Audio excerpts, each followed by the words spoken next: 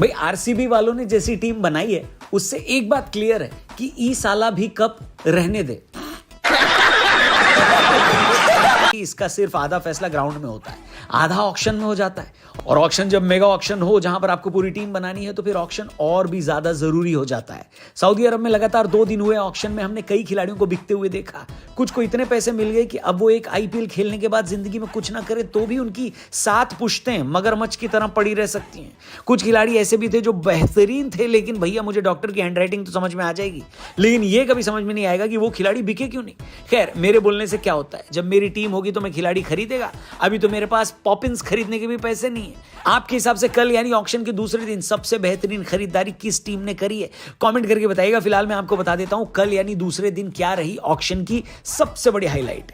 Number 1, परसों की तरह कल भी आरसीबी वालों ने अपने फैंस से भर भर के गालियां खाई। अब मुझे समझ में आ गया कि आरसीबी के फैंस चेन्नई, मुंबई और कोलकाता से परेशान नहीं रहते, अपनी ही टीम की मैनेजमेंट से परेशान रहते।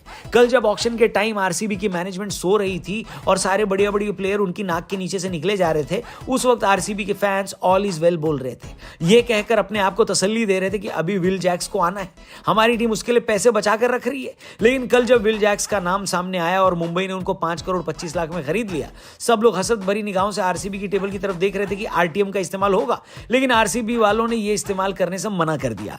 फैंस को तो 440 वोल्ट का झटका लग गया, उनके सर से आसमान चला गया, पैरों के नीचे से जमीन खिसक गई। समझ में नहीं आया कि आखिर आरसीबी वालों करना क्या चाहते हो भैया।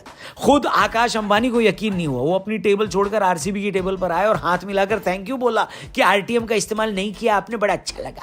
हालांकि कई लोगों को लगता है कि टेबल के नीचे मांडवली हुई है और मुंबई ने विल जैक्स के बदले में आरसीबी को टिम डेविड ले जाने को बोला, लेकिन आरसीबी फैंस के हिसाब से यह भी घाटे का सौदा है, क्योंकि विल जैक्स इस वक्त बेहतरीन फॉर्म में 175 का उनका आईपीएल स्ट्राइक रेट है। पिछले साल बेंगलुरु के लिए उन्होंने एक सेंचुरी भी लगाई थी।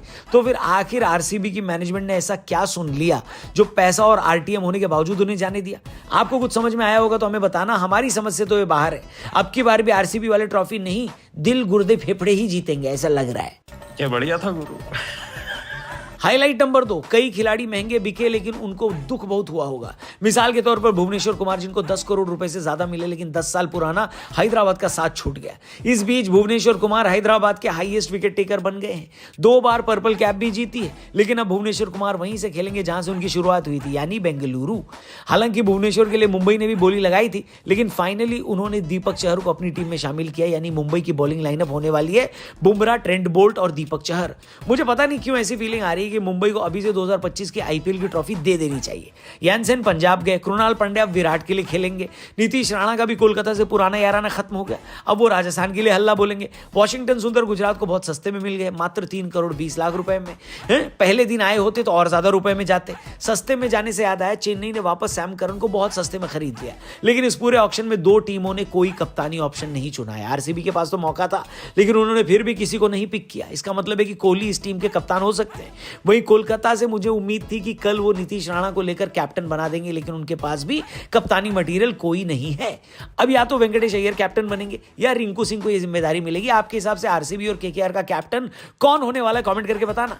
अब बढ़ते हैं हाईलाइट नंबर 3 की तरफ। ऑक्शन के दूसरे दिन कई ऐसे नामों ने सुर्खियां बटोरी जो लोगों ने पहली बार सुनी होंगी, लेकिन अब वो नाम बार बार सुनेंगे। इनमें से एक नाम था वैभव सूर्यवंशी, बिहार के 13 साल के बल्लेबाज का, जो आईपीएल में अब तक के यंगेस्ट खिलाड़ी बन गए। सूर्यवंशी को राजस्थान की टीम ने 1 करोड़ से ज्यादा रुपए में खरीद लिया। अब आप सोचो, 13 साल का बच्चा करोड़पति बन गया। और यहां पर कुछ लोग 40,000 रुपए में बॉस के लिए पीपीटी बनाते हैं, बताइए।